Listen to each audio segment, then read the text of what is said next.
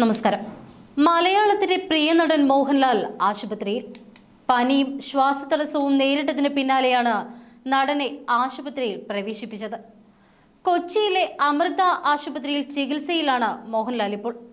ആശുപത്രി അധികൃതരാണ് നടന്റെ അസുഖ വിവരം പുറത്തുവിട്ടത്. മോഹൻലാലിന് ശ്വാസകോശ സംബന്ധമായ അണുബാധയുണ്ട് എന്ന സംശയത്തിലാണ്. താരത്തിന് 5 ദിവസത്തെ വിശ്രമമാണ് ഡോക്ടർമാർ നിർദ്ദേശിച്ചിരിക്കുന്നത്. തിരക്കുള്ള സ്ഥലങ്ങളിൽ സന്ദർശനം ഒഴിവാക്കണമെന്നും നിർദ്ദേശമുണ്ട്.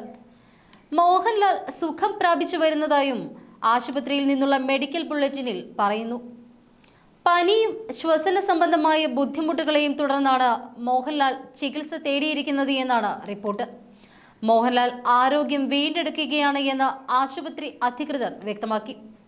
ഡോക്ടർ ഗിരീഷ് കുമാറാണ് താരത്തെ ചികിത്സിക്കുന്നത് എന്നാണ് റിപ്പോർട്ട്. മോഹൻലാലിനെ ചികിത്സിക്കുന്ന ഡോക്ടറുടെ കുറിപ്പ് ആശുപത്രി അധികൃതർ പുറത്തുവിട്ടിട്ടുണ്ട്. പനിക്ക് പുറമെ മസിൽ വേദനയും താരത്തിനുണ്ട് എന്നും മെഡിക്കൽ സർട്ടിഫിക്കറ്റിൽ വ്യക്തമാക്കുന്നു. ഡോക്ടർ മോഹൻലാലിന് വിശ്രമം നിർദ്ദേശിച്ചിരിക്കുകയാണ്. പ്രേക്ഷകർ ആകാംക്ഷയോടെ കാത്തിരിക്കുന്ന ഒരു ചിത്രമാണ് മോഹൻലാൽ നായകനാകുന്ന L360.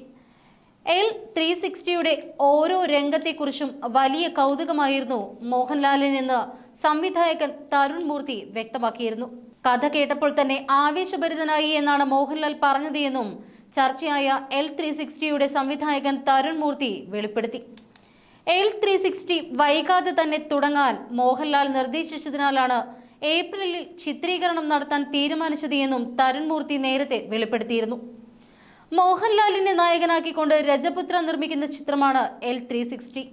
L360യിൽ മോഹൻലാൽ അവതരിപ്പിക്കുന്ന കഥാപാത്രം പത്തനംതിട്ട ജില്ലയിലെ റാന്നിയിലെ ഒരു സാധാരണക്കാരൻ്റെതാണ്. മോഹൻലാൽ ഒരു റിയലിസ്റ്റിക് നായക കഥാപാത്രത്തെ L360യിൽ അവതരിപ്പിക്കുന്നു എന്നതാണ് ചിത്രത്തിന്റെ പ്രധാന പ്രത്യേകത. തരുൺ മൂർത്തിയുടെ L360 സിനിമ സാധാരണ മനുഷ്യരുടെയും അവരുടെ ജീവിതത്തെയും പ്രധാനമായും ഫോക്കസ് ചെയ്യുന്ന ഒന്നായിരിക്കുമെന്നാണ് റിപ്പോർട്ട്. തരുൺ മൂർത്തിയും സുനിലും ചേർന്നാണ് തിരക്കഥ എഴുതിയിരിക്കുന്നത്.